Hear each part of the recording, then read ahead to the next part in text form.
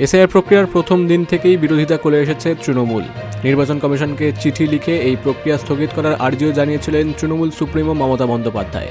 এমনকি তিনি নিজে শেষ দিন পর্যন্ত SIR enumeration form fill up করেননি বলেও দাবি করেছিলেন। অভিষেক বন্দ্যোপাধ্যায় এসআইআরের নামে সাধারণ মানুষের হয়রানির অভিযোগ তুলে আসছেন বারবার। একজনও বৈধ ভোটারের নাম বাদ গেলে দিল্লিতে কমিশন দফতর ঘেরাও করার হুঁশিয়ারও শোনা গিয়েছিল তার গলায়। এই পরিস্থিতিতে বুধবার সকালে নির্বাচন কমিশনের দফতরের উদ্দেশ্যে রওনা দেন তৃণমূলের সর্বভারতীয় সাধারণ সম্পাদক অভিষেক বন্দ্যোপাধ্যায়। সঙ্গে ছিলেন 10 সদস্যের প্রতিনিধি দল। নয়াদিল্লিতে মুখ্য নির্বাচন কমিশনার জ্ঞানেশ কুমারের সঙ্গে প্রায় পৌনে 3 ঘন্টার বৈঠক করেন অভিষেক বন্দ্যোপাধ্যায়। বৈঠক শেষে সাংবাদিকদের মুখোমুখি হন তিনি। সেই সঙ্গে বাংলায় এসআইআর শুনানিতে সাধারণ বয়স্ক এবং অসুস্থ মানুষের হেনস্থা নিয়ে মুখ্য নির্বাচন কমিশনের কাছে কি জানিয়েছেন তা স্পষ্ট বলেন।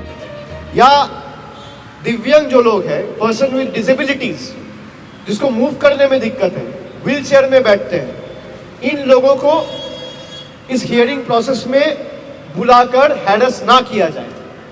तो उन्होंने ये कहा है कि मैं इसको देखूंगा, चर्चा करूंगा। इसमें कोई कमिटमेंट नहीं दिया है, बट मैं ये क्यों कह रहा हूं, ये लोगों को समझना चाहिए, जानना चाहिए, पूरा देश में Trinamool is the only party to raise it. তৃণমূলের সর্বভারতীয় সাধারণ সম্পাদকের দাবি 1,36,00,000 লজিক্যাল খসড়া তালিকা প্রকাশ হয়নি, বলেছে প্রযুক্তিগত ত্রুটি। পাশাপাশি পুরো বৈঠকের সিসিটিভি ফুটেজ প্রকাশেরও দাবি জানিয়েছেন তিনি। और अगर मैं झूठ कह रहा हूं तो जरा वहां पे सीसीटीवी था, फुटेज रिलीज करे मीडिया के सामने।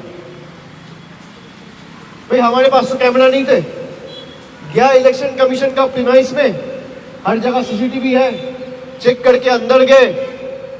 तो आप अगर सच कह रहे हो, पूरा 2.5 घंटा मीटिंग का सीसीटीवी फुटेज आप रिलीज कर दो, लोग देखें क्या बात हुआ, कौन झूठ बोला, कौन सच बोला। দিল্লির উদ্দেশ্যে রওনা দেওয়ার আগে দমদম বিমানবন্দর থেকে বিজেপিকে ফের নানান প্রশ্নে বিঁধেছেন অভিষেক বন্দ্যোপাধ্যায়। অমিত শাহের বাংলায় এসে বক্তব্যের পাল্টা উত্তর দিয়ে অভিষেক বলেন, মতুয়াদের যেভাবে ওই নাগরিকত্ব দেখিয়ে আপনারা গাজর দেখিয়েছেন, মতুয়াদের প্রতিনিধি ভারতীয় জনতা পার্টির লোকসভার সাংসদ এবং বিধায়করা বলছে যদি মতুয়ার নাম বাদ যায় বাদ যাবে। এ আবার তৃণমূল বলছে না, বিজেপির লোকেরাই বলছে। দুর্নীতি বন্ধ করার কথা বলছে, আর সব থেকে বড় দুর্নীতিবাজটাকে পাশে বসিয়ে প্রেস কনফারেন্স করছে, যাকে টিভির পর্দায় টাকা নিতে দেখা গেছে। এই হচ্ছে ভারতীয় জনতা পার্টির রাজনীতি। বুধবার অভিষেকের সঙ্গেই কমিশনের সঙ্গে বৈঠকে গিয়েছিলেন রাজ্যসভার দলনেতা Derek O'Brien, Ritabrata Bandyopadhyay, Saket Gokhale, Mamatabala Thakur, Nadimul Haque. ছিলেন লোকসভার সাংসদ কল্যাণ বন্দ্যোপাধ্যায় এবং রাজ্যের 3 মন্ত্রী চন্দ্রিমা ভট্টাচার্য, মানস ভূঁইয়া ও Pradip Majumdar. Bureau report, big news Bangla.